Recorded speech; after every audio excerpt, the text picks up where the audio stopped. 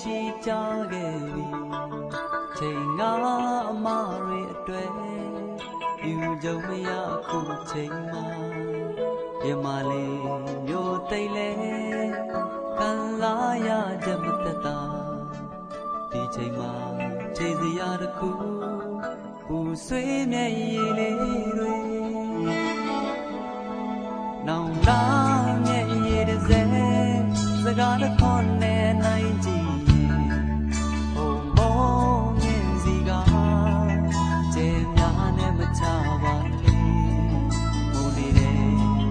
မိုက်တာရင်ဖွင့်ချက်စကားလုံးဒီချိန်မှာကြည်စရာတစ်ခုနောင်လာမျက်ရည်သက်သေး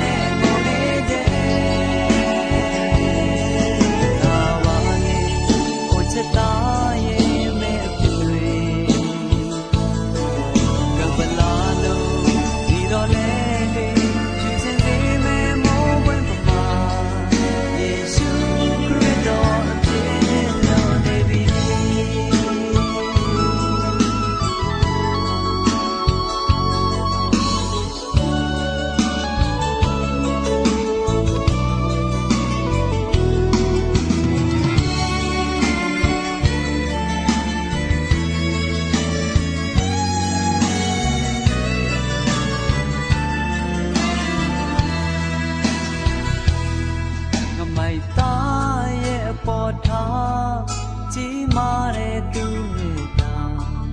လက်ဝါးကတိုင်မှာခြေခွဲစရာတက်သေးကိုခန္ဓာကိုယ်တည်နေတဲ့၍စမမ